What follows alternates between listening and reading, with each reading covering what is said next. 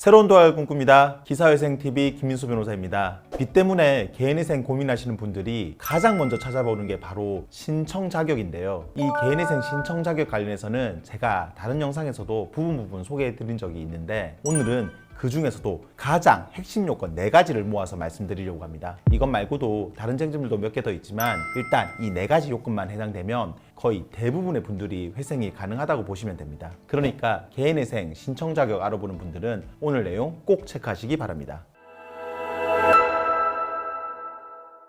먼저 첫 번째는 재산보다 빚이 더 많아야 됩니다. 채무자 회생법에는 회생을 신청할 수 있는 채무자란 도대체 누구냐에 대해서 파산의 원인인 사실이 있거나 그러한 사실이 생길 염려가 있는 자라고 되어 있어요. 이 파산의 원인이라는 게 바로 재산보다 빚이 더 많아서 빚을 다 못 갚는다는 소리거든요. 그러니까 쉽게 말해서 내가 가진 모든 재산을 다 팔아도 빚을 다 갚을 수 없거나 갚을 수 없을 것 같은 사람이 바로 회생 신청할 수 있는 채무자라는 겁니다. 여기서 재산이라고 하면 주로 내 명의 부동산 또는 자동차, 그리고 사업장 보증금이랑 직기 비품들, 또는 주택 임대차 보증금, 예금, 보험, 해약 환급금, 주식 코인 잔고, 마지막으로 퇴직연금 말고 퇴직금의 2분의 1 같은 걸 말하는데요. 만약에 부동산이나 자동차에 근저당 같은 담보가 잡혀 있다면 담보 잡힌 액수만큼은 재산에서 빠집니다. 그리고 주택 보증금 중에서 소액 임차인 최우선 변제금이랑 보험 약관 대출 받은 부분은 재산에서 공제하고 계산을 하고요. 이렇게 해서 계산된 총 재산이 담보로 보장이 안 되는 그 빚보다는 적어야 회생을 신청할 수 있다는 겁니다. 두 번째로는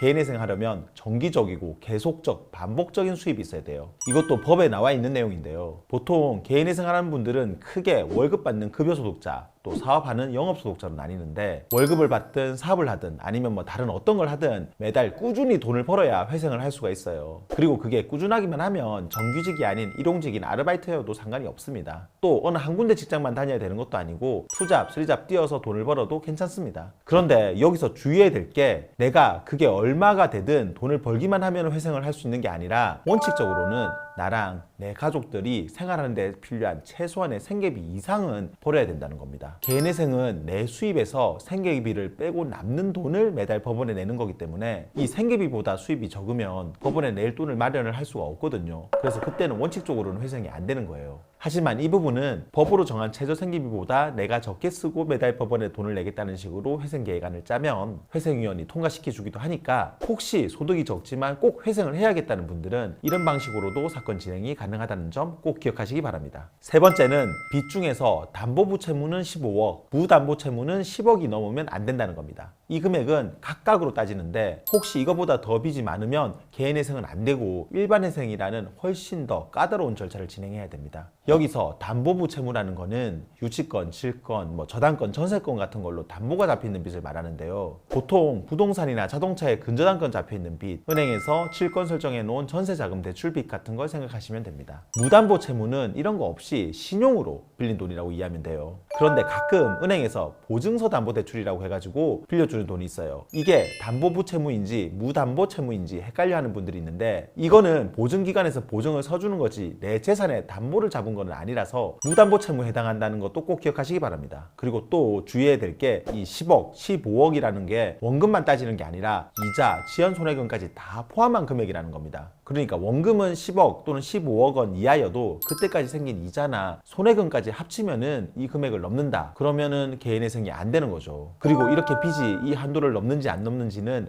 회생 신청서를 제출할 때를 기준으로 판단합니다. 그러니까 원금 이자 합쳐서 빚이 이 금액에 간당간당하다 그러면 이자 더 붙기 전에 빨리 신청서 내서 이 금액을 안 넘도록 해야 되고, 혹시라도 이미 넘었다면은 빚을 일부 갚아서라도 금액 이하로 떨어뜨리고 신청이 들어가야 회생이 가능합니다. 그리고 마지막으로 네 번째는, 이전에 회생 파산으로 면책을 받고 5년이 안 지났으면 다시 개인회생을 신청할 수가 없습니다. 회생 파산은 회수 제한이 없어서 원칙적으로는 이전에 면책받은 적이 있어도 다시 또 할 수 있어요. 대신 기간 제한이 있어가지고 과거에 회생 파산으로 면책 결정까지 받았다면 그때로부터는 5년이 지나야 다시 개인회생 신청을 할 수 있다는 겁니다. 만약에 그 전에 신청을 하게 되면 회생이 기각됩니다. 여기서 헷갈리면 안 되는 게, 면책까지 받고 나서 5년이니까 혹시 이전에 회생 신청했다가 인가는 됐는데 변쟁을 못 내서 폐지가 된 경우는 면책이 된 게 아니라서 이런 기간 제한 없이 바로 신청을 할 수 있다는 겁니다. 그러니까 이전 사건에서 정확하게 면책이 됐는지, 됐다면 면책이 확정된 날짜가 언젠지를 회생 다시 신청하시는 분들은 꼭 확인을 하셔야 사건이 기각될 일이 없습니다. 오늘은 대표적인 개인회생 신청 자격 4가지를 말씀을 드렸는데요. 이거 말고도 회생이 무사히 통과되기 위해서는 다른 여러 가지 요건들이 더 있긴 합니다. 하지만 이 4가지 요건만 제대로 충족이 되면 거의 90% 이상은 개인회생 가능하다고 보면 되니까 다른 부분들은 너무 염려하지 않으셔도 될 겁니다. 오늘 영상 도움되었다면 구독과 좋아요 그리고 알림 설정 부탁드리고요. 추가로 궁금한 점 있으면 아래 댓글이나 저희 법무법인 김앤 파트너스로 전화 주시면 친절히 답변 드리겠습니다. 다음에도 더 좋은 주제로 찾아뵙겠습니다. 감사합니다.